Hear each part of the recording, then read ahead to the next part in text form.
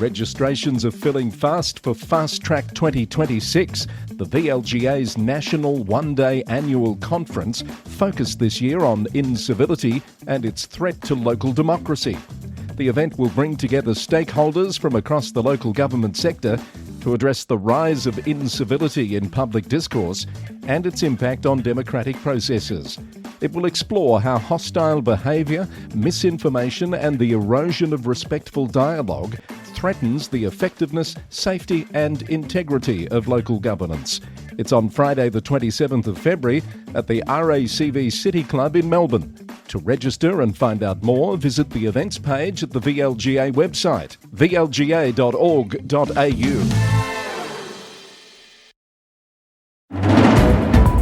Coming up, Melbourne's Lord Mayor flags a new approach to tackling vandalism, a call from rural councils to pause major consultations during fire season, a high-profile resignation from a Sydney council, a New South Wales council considering its options as it faces severe cash flow problems, a surprise election announcement from the Mayor of the Gold Coast, a high-profile Tasmanian Mayor confirms a re-election bid, and 40 WA councils take a stand on renewable energy. That's all coming up and much more on Australia's #1 local government podcast, the Local Government News Roundup. Hello, I'm Chris Eddy. Welcome back. It's Monday the 2nd of February. A podcast brought to you by the Victorian Local Governance Association, the national broadcaster on all things local government, with support from Symphony 3, simple, connected customer experiences.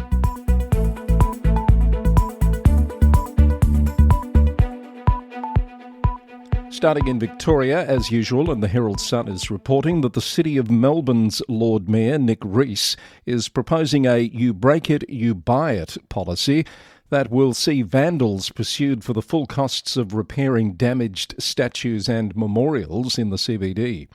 The move follows a series of attacks including pro-Hamas graffiti and the toppling of monuments. If supported by the council this week, enhanced security measures will be implemented, including fencing and CCTV.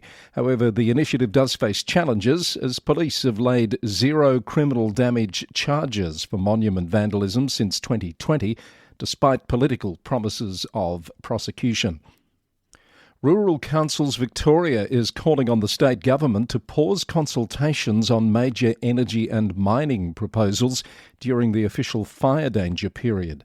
It says it's almost impossible for rural communities to engage meaningfully while also dealing with bushfires. RCV says the common sense request is about procedural fairness and not about being for or against individual energy or mining projects. Surf Coast Shire Council says it's detected Ross River virus in mosquitoes at Anglesea and is urging residents to take precautions against mosquito bites. That includes using insect repellent, wearing protective clothing and removing stagnant water around homes. The council will continue ground-based larvicide treatment and monitoring as part of its routine mosquito management program. The latest discovery follows detection in traps around Geelong and Gippsland in recent weeks, and in early December, Japanese encephalitis was detected in a mosquito trap in the Horsham area. The Mayor of Bass Coast Shire, Councillor Rochelle Halstead, is leading a fierce campaign to protect the future of the Phillip Island MotoGP, calling it vital to the region's identity and economy.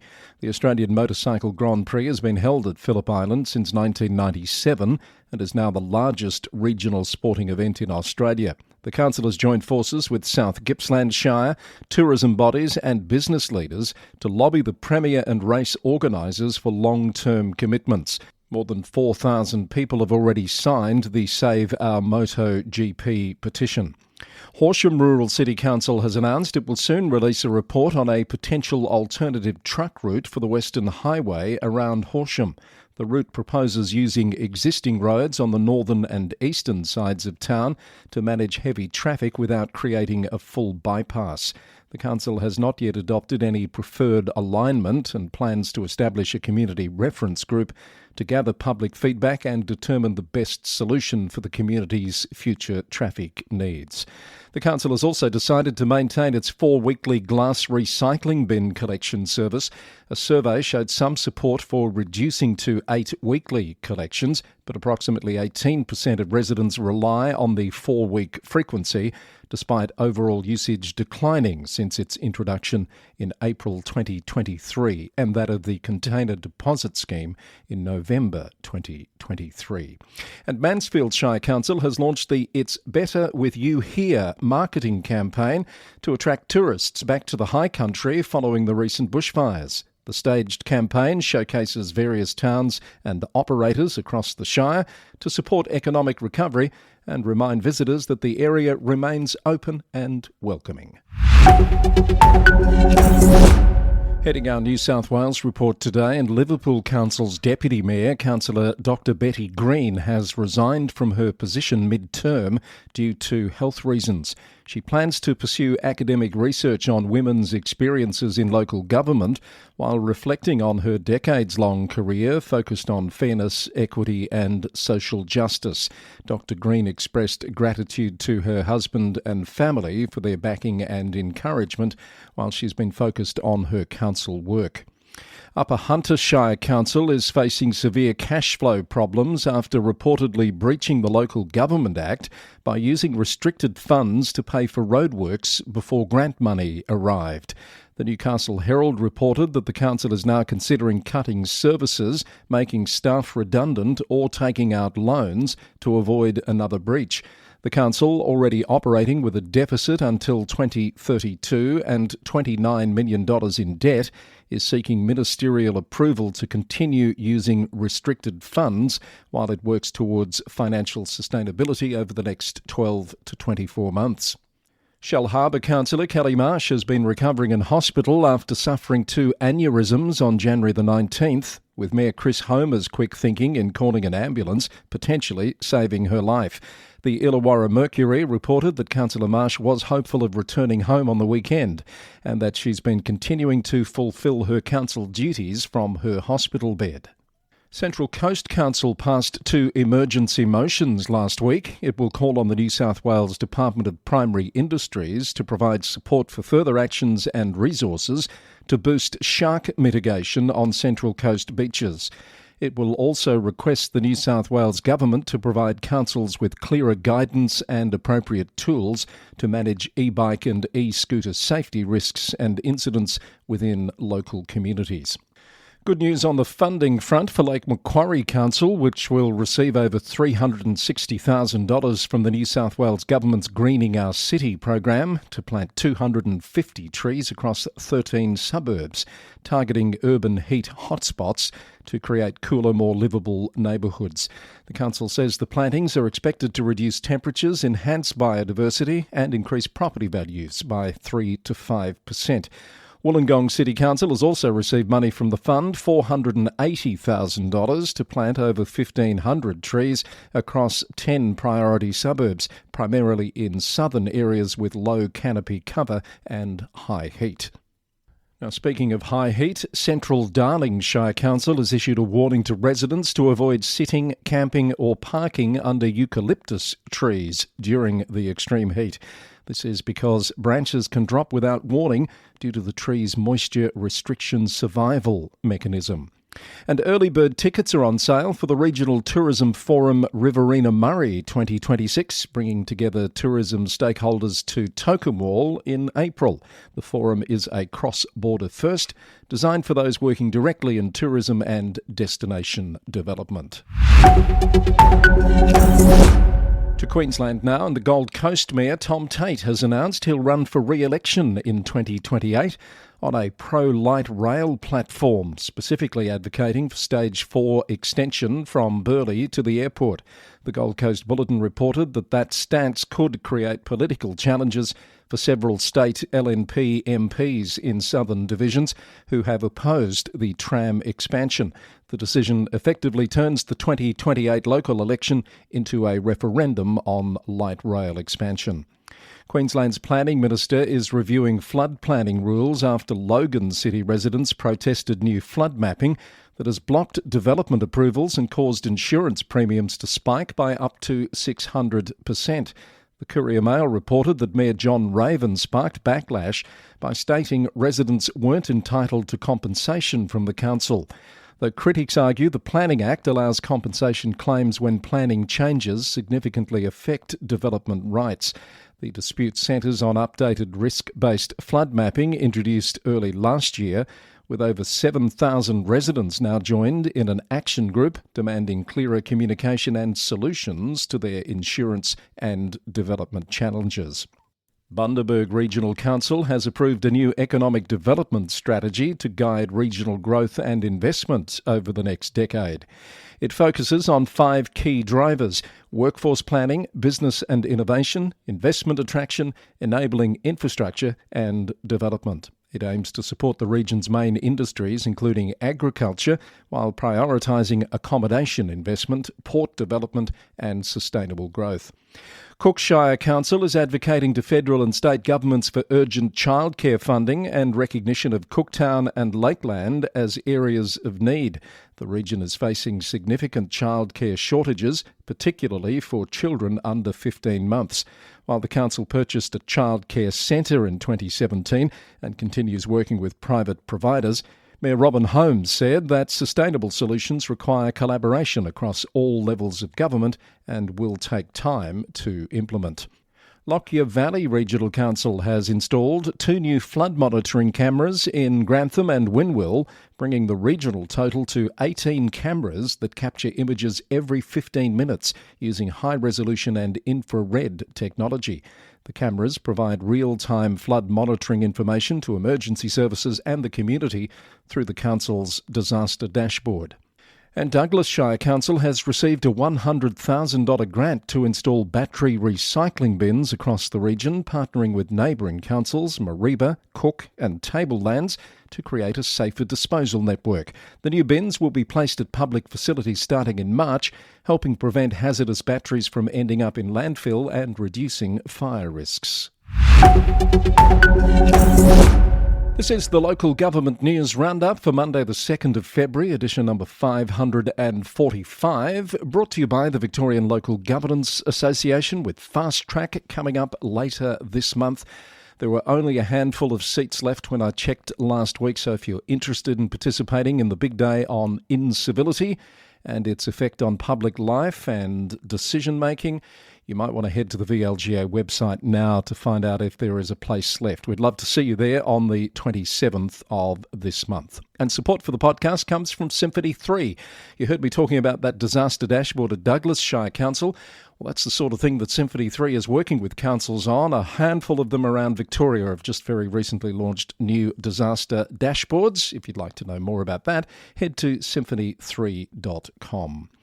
Now let's get some news from other parts of the country. In Tasmania, the Hobart Mercury reports today that Clarence Mayor Brendan Blomley has announced that he'll run again for the role in October, while speculation mounts that he may run for Pauline Hanson's One Nation party. The masthead says Mr Blomley is the first of the Greater Hobart region's mayors to confirm their intention to run again. It would be a second term for him if successful. He's declined to comment on the One Nation rumours. Parking fines in Devonport's CBD dropped 40% in late 2025 after council officers paused issuing infringements for several weeks to help motorists adjust to new parking meters. Pulse Tasmania reported that enforcement focused on education rather than penalties during the transition. Councillors have praised the common sense approach, while some residents have raised concerns about whether tourists and rural visitors unfamiliar with the technology received adequate support. In South Australia, Mount Barker District Council says it's been forced to independently fund and deliver wastewater infrastructure following a state government rezoning 15 years ago, while comparable metropolitan Adelaide projects receive significant state investment. The council has borrowed heavily and established a subsidiary to manage operations, creating what has become a state-leading water recycling system. But it says the financial burden limits investment in other community priorities and adds costs to new housing developments. The council is calling for $48 million in state funding for the Larratinga Water Recovery Plant and trunk sewers, arguing that Mount Barker residents are unfairly paying twice while the state fails to deliver on promised infrastructure support.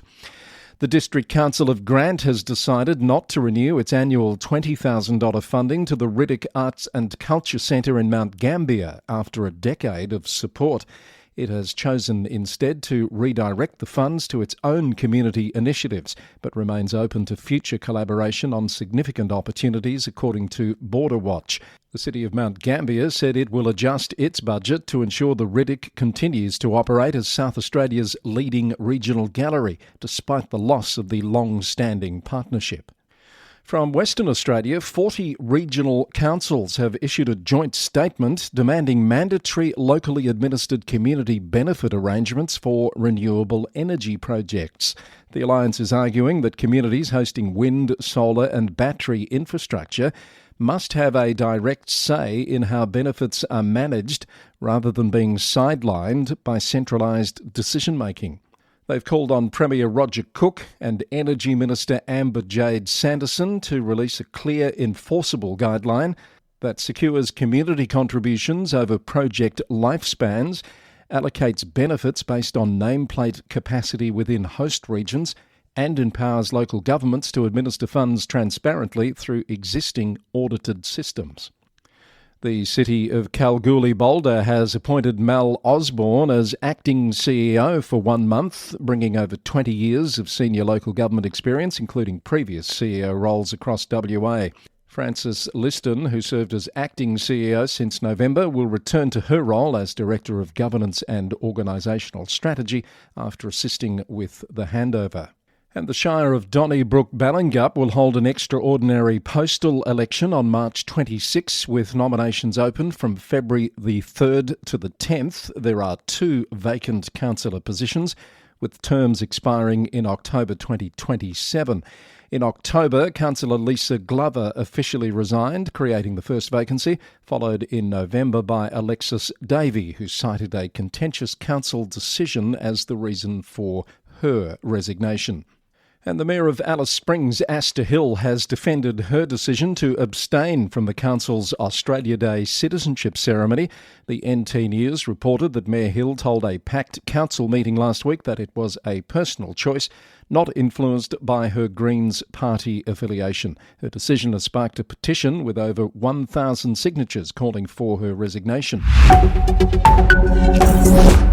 Let's catch up on some news out of the UK now. A new study from the University of Exeter's Elections Centre reveals that council by-election winners last year needed a record low average of 44.2% of votes to win. It found that this was due to increased multi-party competition, with Reform UK and the Green Party significantly expanding their presence. The analysis shows that contests have become much tighter, with the average winning margin falling to just 16.9%, meaning more candidates are winning seats with minimal voter support as elections become more closely fought. The Guardian reports that the chair of Warwickshire County Council and Reform UK member Edward Harris has resigned after being found to be illegally operating 2 unsafe rental properties in Staffordshire, with serious safety failures including no heating, hot water or working fire alarms. Tamworth Borough Council labelled him a rogue landlord and issued emergency prohibition notices on the properties, which housed multiple tenants living in conditions that failed to meet basic living standards. Embezzlement charges against Grant Lang, the former leader of Perth and Kinross Council, have been dropped by the Crown Office due to insufficient admissible evidence. But BBC News reported they have reserved the right to proceed if new evidence emerges. Mr Lang, who resigned as council leader and left the SNP in September after being charged, now serves as an independent councillor. And a new report has found that Scottish councils are facing a nearly £1 billion budget gap by 2027 as the cost of delivering services rises faster than available funding from the Scottish Government. Despite meeting 90% of savings targets in 2024-25, councils reported their first collective overspend in 6 years, leading to increased debt, reliance on reserves, and cuts to services that are causing growing community dissatisfaction. In the US, a task force appointed by the Mayor of Oakland, Barbara Lee, recommends transforming the Californian city into a strong mayor city. Under the proposal, the Mayor would have direct executive power and City Council independence would be strengthened through measures like a new budget analysis office and eliminating the at-large council seat.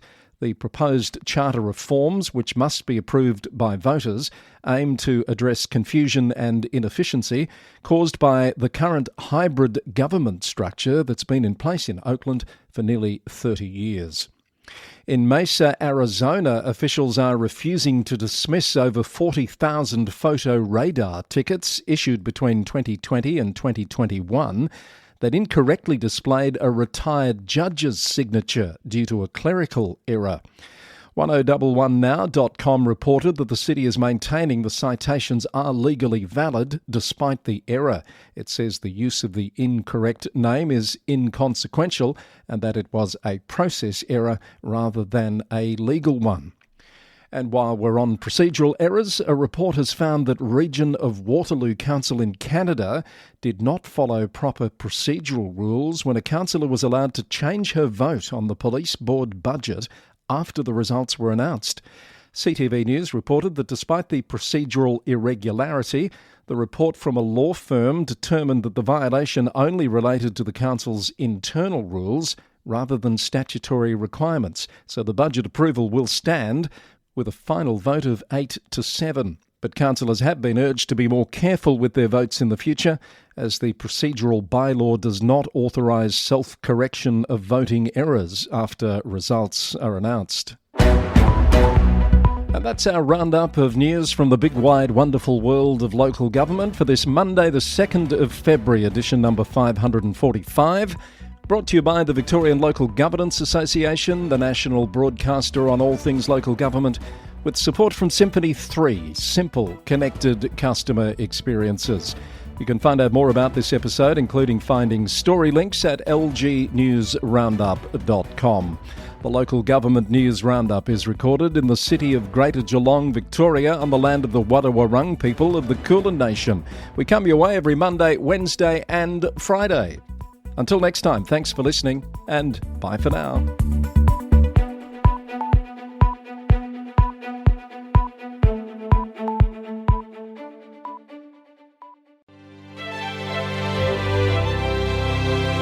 Support for the Roundup comes from Symphony 3. Councils around the country are working hard to keep their communities safe and prepared before, during and after emergencies such as bushfires and floods. And in recent weeks, Symphony 3 has been working with councils around Victoria, including Greater Bendigo, Mildura, Ararat and Golden Plains, to create emergency dashboards, pulling together live data, including weather, traffic, emergency incidents, unplanned and planned disruptions, news and social media feeds. An emergency dashboard is cost-effective and can be deployed in just 3 days. Find out more at www.symphony3.com.